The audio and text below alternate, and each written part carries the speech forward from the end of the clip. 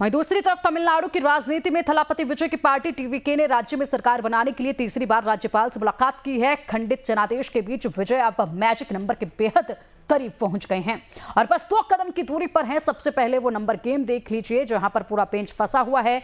TVK की अगर बात की जाए तो 107 का इनका नंबर है। कांग्रेस की बात की जाए तो 5 इनके खाते में, सीपीआईएम की बात की जाए तो 2 इनके खाते में और सीपीआई की बात की जाए तो 2 इनके भी खाते में। तमिलनाडु में सत्ता की जंग अब आखिरी दौर में है। एक्टर से नेता बने सी जोसेफ विजय यानी कि थलापति विजय ने शुक्रवार को तीसरी बार राज्यपाल राजेंद्र विश्वनाथ से मिलकर सरकार बनाने का दावा दोहराया। 234 सदस्य विधानसभा में 108 सीटें जीतकर टीवीके सबसे बड़ी पार्टी बनी है, लेकिन बहुमत के आंकड़े 118 से अब भी वह महज चंद कदम दूर है। राजनीतिक समीकरण तब बदले जब 20 साल पुराने साथी डीएमके को छोड़कर कांग्रेस ने टीवीके को समर्थन दे दिया। इसके बाद सीपीआई और सीपीआईएम ने भी विजय का हाथ थाम लिया। हालांकि बहुमत का पेंच अभी भी 118 के आंकड़े पर फंसा है क्योंकि कुछ दलों के समर्थन पत्र पर विवाद भी सामने आ रहा है। वहीं डीएमके नेता टीकेएस एलगोविन का कहना है कि अगर विजय अकेले टीवीके के 107 विधायकों के साथ सबसे बड़ी पार्टी के रूप में चुनाव लड़ते तो राज्यपाल सरकार गठन को मंजूरी दे देते, लेकिन उन्होंने कांग्रेस का साथ दिया और अब बहुमत साबित करने की मांग की जा रही है। When they had approached the governor with their now seats, 107, I think, yes, once he had contested in 2 constituencies, so it is 107. Governor would have called them. But when they take some other party with them, and the number becomes 112, and they approach the governor will definitely say that there is no majority. See, if they are alone, he might have, as a single largest party, he might have invited them to form the government and then prove the strength in the house. Now that he had got the support of a few other parties, governor will wait for the absolute majority, that's all. एएमएमके ने विजय के नेतृत्व वाली TVK को समर्थन देने से इनकार किया। साथ ही एएमएमके का आरोप है कि सरकार बनाने का दावा पेश करने के लिए उनके नाम का जाली समर्थन पत्र इस्तेमाल किया गया है। एएमएमके के महासचिव टीटीवी दिनाकरन की ओर से पुलिस को एक याचिका सौंपी गई है जिसमें इस कथित फर्जीवाड़े की जांच की मांग की गई है और वहीं पर पुलिस ने शिकायत मिलने की पुष्टि कर दी है। गिंडी पुलिस ने शिकायत मिलने की पुष्टि भी यहां कर दी और मामले की जांच भी शुरू कर दी गई है। इतना ही नहीं, विजय को सरकार में आमंत्रित न करने के विरोध में यहां कुड्डालोर में टीवीके कार्यकर्ताओं ने सड़क पर जाम कर विरोध प्रदर्शन किया है। टीवीके के समर्थन पत्र पर हस्ताक्षर करते हुए दिखाए गए वीडियो को जारी करने पर एएमएमके विधायक कामराज ने कहा, यह साबित हो जाएगा कि वीडियो एआई से बनाया गया था। बता दें कि जब पहली बार विजय राजभवन के भीतर पहुंचे थे तो पूरे आत्मविश्वास में थे। उन्हें लगा कि टीवीके सबसे बड़ी पार्टी है और सबसे बड़ा दल होने के नाते न्योता मिल जाएगा, लेकिन राज्यपाल ने खेल पलट दिया। राज्यपाल का सीधा संदेश था, मुझे नंबर चाहिए, नाम नहीं। राज्यपाल ने विजय से 2 टूक कहा कि पहले 118 विधायकों के समर्थन वाले हस्ताक्षर पत्र लाइए, उसके बाद ही न्योता मिलेगा। विजय पहली बार राजभवन से खाली हाथ लौटे। विजय ने कभी पंचायत सत्र का चुनाव नहीं लड़ा और अब सीधे राज्य की सरकार की बागडोर संभालने जा रहे हैं। खबर यह भी आ रही है कि अब धीरे धीरे उनका समर्थन बढ़ता जा रहा है। देखना होगा कि उनका बेड़ा पार अब कैसे होगा, क्योंकि विजय के सामने विजय पाने के लिए तमाम चैलेंजेस इस वक्त देखे जा रहे हैं।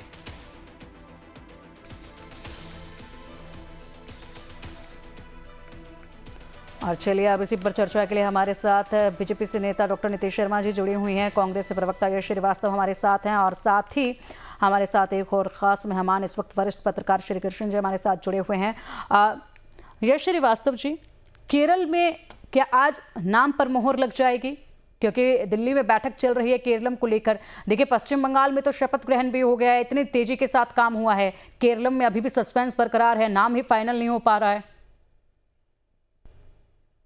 नहीं, पश्चिम बंगाल की तेजी तो मैंने आपको ब्रेक से पहले बताई थी। जो बड़े नाटकीय ढंग में पहले बोल रहे थे कि पैसा लाए हैं, स्टिंग ऑपरेशन है, वो अब बगल में पीठ थपथपा रहे, तो हो गया, ठीक है। 100 सीटों पर करीब वोट चोरी की शंका है, बल्कि हमें तो यकीन है, शंका तो सिर्फ थोड़ी बहुत दूसरे लोगों को होगी। हमें पक्का पता है कि ये चोरी से ही आए, उसके बिना इनका कोई चारा नहीं था। आने के बाद इन्होंने जो हरकतें की है, एक मात्र सत्तात्मक राज्य है वो, महिलाओं का प्रभुत्व होता है, वहां पर महिलाओं का अपमान शुरू हो गया। अगर आप एक पूर्व मुख्यमंत्री के पोस्टर पर गंदगी कर सकते हैं तो आप कुछ भी कर सकते हैं। और बाकी रही तमिलनाडु की बात, तो देखिए तमिलनाडु में नहीं, मैंने केरल का पूछा, वहां पर चेहरा कब फाइनल होगा? पश्चिम बंगाल पर बोल लिया, आप तमिलनाडु पर आ गए, केरलम की बात कर लीजिए, एक ही तो चीज बची आपके पास, अब उस पर बात नहीं कर रहे हैं। नाम आज फाइनल हो जाएगा या फिर और भी बैठ के आगे देखी जाएंगी? मतलब आपको भी नहीं पता है कि नाम फाइनल हो जाएगा? अटका कहां पर है पेंच, क्यों नहीं अभी तक नाम फाइनल हो पा रहा है? देखिए, शुवेंदु अधिकारी का नाम फाइनल होने से पहले यहां भी किसी को नहीं पता था। तब बातें हो रही थी मास्टर स्ट्रोक, सीएम, सस्पेंस। हमारा भी सस्पेंस रहने दीजिए, हम भी बताएंगे समय से। बात यह है कि कम से कम अन्नामलाई तो तमिलनाडु के सीएम नहीं बन रहे, ये पक्का है। अब इन्होंने केरला में जो आप हमसे सवाल, फिर से मैं बोल देता हूं, हमारे 4-5 वरिष्ठ नेता हैं जिनको हम दावेदार मान रहे हैं। हमारे पास स्पष्ट बहुमत है सब मिला के इंडिया के पास, और हम ये जानते हैं कि केरला में उसका नाम बदलने से कुछ नहीं होता। आपने अचानक आके केरला को केरलम कर दिया बिना किसी से पूछे, आपको उसका जवाब मिल गया। तो केरल में उसके बाद जो अब सरकार बैठेगी वो केरल की जनता के लिए काम करेगी, वहां जुमलेबाजी नहीं चलेगी। नाम निश्चित रूप से जैसे ही खुलासा होगा आपको जरूर पता चलेगा, और निश्चित रूप से वो एक ऐसे सीएम होंगे जो अपने नाम की वाहवाही की बजाय केरल की जनता के बारे में सोचेंगे। ठीक है, चलिए, उम्मीद है कि आज आप कह रहे हैं कि हमें भी सस्पेंस में थोड़ा रखने दीजिए, जनता इंतजार कर रही है, काफ़ी इंतजार कर रही है, उम्मीदों के साथ वोट दिया गया है, कब तक इंतजार करना पड़ेगा ये देखना होगा। श्री कृष्ण जी का रुख करना चाहेंगे, चलिए ठीक है, ये आएंगे आपके पास। श्री कृष्ण जी का रुख करना चाहेंगे। सर, तमिलनाडु में पेंच फंसा हुआ है और अभी तक बहुमत का जो मैजिकल आंकड़ा है उसको लेकर कभी जो समर्थन का पत्र दिखा दिया जाता है उसको फर्जी बता दिया जाता है, समर्थन में आए दल जो है वो पीछे कदम खींचने लगते हैं। कब तक ये रस्साकसी जारी रहेगी? क्या बड़ी वजह इसके पीछे आप मान रहे हैं? फिलहाल एक बड़ी खबर सर सामने आ रही है इसी से जुड़ी हुई, तमिलनाडु में सरकार गठन का रास्ता अब साफ हो गया है। ये बड़ी खबर सामने आ रही है, विजय की पार्टी को वीसीके का समर्थन मिला है। इस वक्त की बड़ी खबर ये, विजय की पार्टी को वीसीके का समर्थन मिला है, वीसीके के 2 विधायकों का उन्हें साथ मिल गया है और अब उनके सत्ता का रास्ता साफ हो गया है। ये इस वक्त की बड़ी खबर, तमिलनाडु का सस्पेंस यानी कि खत्म। विजय के पास अब 118 विधायकों का समर्थन हो गया है और वीसीके के 2 विधायक उनके पक्ष में, उनके साथ खड़े हैं। तमिलनाडु में सरकार गठन का रास्ता साफ हो गया है। श्री कृष्ण सर, अभी आपसे सवाल कर ही रहे थे कि रस्साकसी का दौर कब तक चलेगा, लेकिन इसी बीच बड़ी खबर आ गई, वीसीके का समर्थन उनको मिल गया है, 2 विधायकों ने दिया है।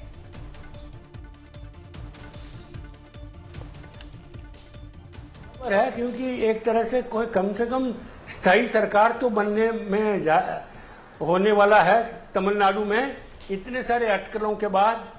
और ये गवर्नर ने भी खैर मेरे को लगता है ठीक खेल नहीं खेला है, इनको पहले ही बुला के फ्लोर टेस्ट करना चाहिए था। ये पता नहीं क्यों इन्होंने ऐसा डिले कर दिया। खैर जो अच्छा है, all is well that ends well, उस तरह से देखा जाए तो कम से कम टीवीके को अपना नंबर तो मिल गया। अब ये देखना पड़ेगा सरकार कैसी चलाती, क्योंकि ये पहले बार ये सरकार में आया है और ये बिल्कुल माने ये नॉविस है जहाँ तक सरकार की बात होती है। फिर भी अच्छी बात है, क्योंकि इन्होंने जो जिस तरह से 2 साल से ये कोशिश की है, 2024 से जब ये पार्टी शुरू हुआ तब से 2 साल बहुत काम किया है। तो इस वाले में हमें पूरा ये देना चाहिए क्रेडिट टीवीके को। अब देखते हैं कहां तक इनकी सफल होती है ये सरकार। सर, कांग्रेस ने डीएमके का इतना लंबा साथ छोड़ दिया, डीएमके के साथ इतने लंबे वक्त से थी। नहीं देखिए, एक तो है चाहे आप कुछ भी कहिए, एक ये जो आया है नतीजा वो है डीएमके और द्रविड़ अन्ना डीएमके के खिलाफ है। और लोग तंग आ गए थे कि भाई बहुत हो गया। एक तो लोग लगता है कि वो परिवारवादी जो डीएमके में था और एआईडीएमके में जो अंदरी लड़ाई था, ये सब देख के लोग तंग आ गए। चाहे कुछ भी हो, उन्होंने कहा चलो एक बार मौका तो दे दें, ये बिल्कुल नया आदमी है, अच्छा किया इसने।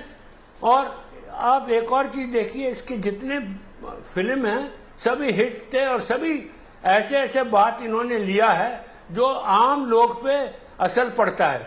जैसे एक तो नौकरी के ऊपर था, दूसरा सोशल जस्टिस के ऊपर था इशू, और फिर अनएम्प्लॉयमेंट में था। ये सब बहुत महत्वपूर्ण इश्यू हैं और इसको लेके जो इसने विजय ने अपने फिल्मों में दिखाया, लगता है उसका भी काफ़ी असर पड़ा है और 2 साल में इसने काफ़ी अच्छा काम किया है। ऑलमोस्ट अकेला सब काम किया है, इसके कोई पार्टी भी नहीं था जो डीएमके और अन्ना डीएमके के साथ था। तो इस मामले में तो इनको पूरा क्रेडिट देना चाहिए विजय को कि वो अकेला ही करके आगे बढ़ा है पार्टी को। सर, ऐसा नहीं लगता कि डायरेक्ट मुख्यमंत्री बने हैं, एक्सपीरियंस वो काफ़ी कम रह जाता है? पहले यहाँ पर अगर कुछ जिम्मेदारी रही होती तो उसका एक प्रभाव जो है वो नज़र आता है। नहीं, आप ये देख लीजिए, जो जहाँ तक कि पहले बार मुख्यमंत्री एमजीआर भी तो पहले बार एक बार आए थे, जयललिता भी पहले बार, तो ये ऐसा ठीक नहीं है। ठीक है, इनको आप देखा जाए तो इनका खैर एक्सपीरियंस नहीं हो सकता है, मगर क्या पता अगर अच्छा भी बन जाए। ये तो हम थोड़ा पॉजिटिव से भी देखना चाहिए ना। हर वक्त हम यही देखेंगे भाई ये पुराने वाले आ रहे हैं, कम से कम नया है, एक फ्रेश फेस है।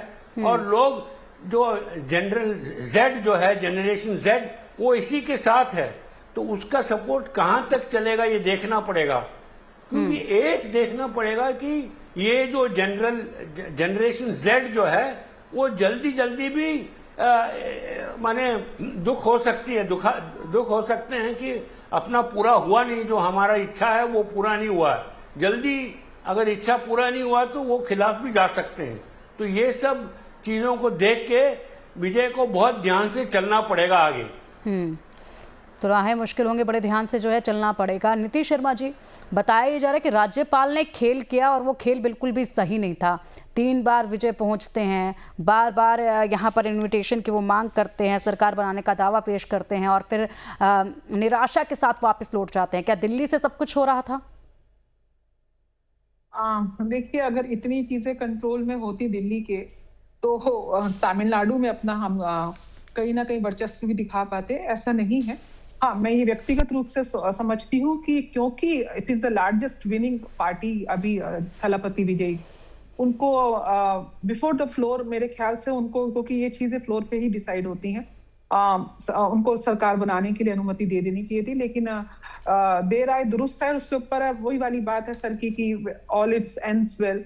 सो अभी तो उनके पास मेजॉरिटी आ चुकी है और उनको बहुत बहुत शुभकामनाएं हैं कि वो तमिलनाडु की जनता को एक अच्छा विकल्प डीएमके का दें और एक अच्छा शासन करके दें। और हम यही उम्मीद करते हैं कि आगे चले। लेकिन सबसे बड़ी बात यह है कि मेरे भाई अभी यश जी बहुत प्रति आरोप लगा रहे थे कि चुनाव चोरी हो गया, कभी ईवीएम हैक हो गई, कभी लोकतंत्र की हत्या हो गई। मुझे ये चीजें कभी समझ नहीं आती हैं कि अगर इतना सहज होता तो मतलब आप अगर केरला जीत गए हैं तो वहां पे लोकतंत्र कैसे बचा हुआ है, और अगर आप हिमाचल जीत गए हैं तो वहां पे कैसे बचा हुआ है। आज राहुल गांधी जी के नेतृत्व में कांग्रेस 100 चुनाव हार चुकी है, यानी कि आप सेंचुरी पूरी कर चुके हैं। आपके जो अलायंस है, जो इंडी गठबंधन सो कॉल्ड, आज ममता जी का अस्तित्व आपके सामने है, आपके बाकी अलायंस है, आज डीएमके का भी आपने साथ छोड़ दिया, तो धीरे धीरे आप अकेले रह गए हैं। और ये सोचने की आवश्यकता है मेरे ख्याल से, एक मजबूत लोकतंत्र के लिए एक स्ट्रॉन्ग ऑपोजिशन होना बहुत जरूरी है। लेकिन स्ट्रॉन्ग ऑपोजिशन को भी इस चीज का स्वावलोकन करना चाहिए, स्व निरीक्षण करना चाहिए कि अगर हम जनता का मैंडेट हमको नहीं मिल रहा, हम ये ब्लेम गेम की जगह अगर हम अपने गिरेबान में झांकें कि हमने एज ए ऑपोजिशन पार्टी क्या कोई काम किया। आज ये हमको बता रहे हैं कि बीजेपी ने बंगाल में क्या काम किया एज ए ऑपोजिशन पार्टी। इनको पता होना चाहिए कि 3000 से ज्यादा बीजेपी के वर्कर्स वहां से अपना घर परिवार छोड़ के उनको भागना पड़ा। 300 से ज्यादा लोगों को सरेआम उनकी हत्या कर दी गई, उनके घर की माताएं बहनों की इज्जतें लूट ली गई। इस प्रकार का भय का और आतंक का माहौल में भी पिछले चुनाव में 77 और आज 200 पार अगर भाजपा लेकर आई है, तो कहीं ना कहीं अपने काम और अपने कर्मठ और अपनी जो विलिंगनेस है उसके बलबूते पे लेकर आई है। ऑपोजिशन में होने के बाद भी वेस्ट बंगाल में भाजपा कार्यकर्ताओं ने अपना ना तो मनोबल तोड़ा, ना ही इतनी विपरीत परिस्थितियों में काम करना छोड़ा, और आज उसी का नतीजा है कि आज चुनाव का मैंडेट भाजपा के पक्ष में है, लेकिन कांग्रेस के पक्ष में कहीं क्यों नहीं जाता है, ये कांग्रेस को भी तो सोचना पड़ेगा। केवल आप आरोप और प्रति आरोप से आप अपने आप को डिफेंड करते रहेंगे। ठीक है, नीतीश शर्मा जी आएंगे आपके पास। यश श्रीवास्तव कुछ तस्वीरें भी दिखा रहे थे, इससे पहले कुछ कहना चाह रहे हैं, एक बार सुन लेते हैं उन्हें भी। जी, तो देखिए तस्वीरें मैं पहले दिखा देता हूं। ये तस्वीरें बहुत जरूरी हैं क्योंकि ये पटना में रोजगार मांगते हुए युवाओं पर पुलिस का व्यवहार है। पटना में बीजेपी की सरकार है और बड़े लंबे लंबे दावे फेंके गए थे। बेरोजगार युवाओं को सिर्फ अपना हक मांगने के लिए शांतिपूर्ण प्रदर्शन करने पर पुलिस की तरफ से ये व्यवहार मिला है। तो ये आपके कृत्य हैं सरकार बनाने के बाद। अब ये मैं दिखाते हुए ये बातें और बता देता हूं कि नीति जी ने ही अभी 2 बार अपनी ही बीजेपी के बारे में जो बातें कही हैं उसको क्रिटिसिज्म कहा जाएगा, उसको विरोध कहा जाएगा। पहली बात इन्होंने कही कि हाँ, विजय को फ्लोर टेस्ट तक पहुंचने देना चाहिए था, गवर्नर को नहीं रोकना चाहिए था, कुछ ऐसा कहा इन्होंने फ्लोर टेस्ट की महत्ता पर जोर दिया है। और ये शायद या तो जानती नहीं है या भूल गई कि बीजेपी के ही गवर्नर तमिलनाडु में है। दूसरी बात इन्होंने कही कि बंगाल से बीजेपी के कार्यकर्ताओं को भागना पड़ा, पता नहीं क्या क्या हो गया उनके साथ। तो केंद्रीय गृह मंत्रालय, प्रधानमंत्री जी 5 साल से क्या सिर्फ चुनाव का रास्ता देख रहे थे? किसी भी समय बंगाल में सवाल जवाब हो सकता था, राज्य सरकार को बाकायदा तलब किया जा सकता था, इंक्वायरी हो सकती थी, कुछ भी हो सकता था, सपोर्ट किया जा सकता था, जांच हो सकती थी, सुधार हो सकता था। लेकिन आपने चुनाव तक अपने खुद के कार्यकर्ताओं की परवाह नहीं की, ये नीति जी बता रही। तो बीजेपी की सरकार जहां जहां भी है उनके कृत्य हम सब जानते हैं, नीति जी ने भी बता दिए। और अब ये और क्या करेंगे वो देखने लायक।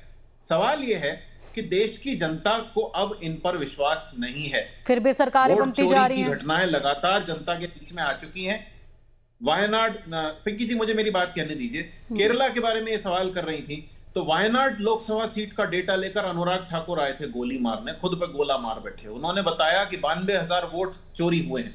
वहां प्रियंका जी 4,10,000 से जीती थी, यानी वो वोट चोरी ना होते तो प्रियंका जी 5 लाख से जीतती। ये आपके सवाल का जवाब है। तो मूल बात यह है कि देश को इस समय सच देखने की जरूरत है, सच को सच मानने की जरूरत है।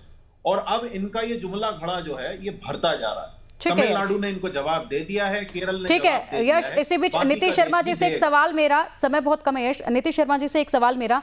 नीतीश शर्मा जी, अन्नामलाई एक बेहद ज्यादा बड़ी उम्मीद थी भारतीय जनता पार्टी की, लेकिन इस वक्त जिस तरीके से वो पीछे छूट गए हैं, जीत के बाद उन्होंने विजय और टीवीके को बधाई दी और ये कहा कि लोगों ने वोट खरीदने और वंशवादी राजनीति को नकार दिया।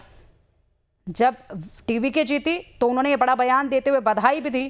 क्या अब वो शपथ ग्रहण में भी नजर आएंगे?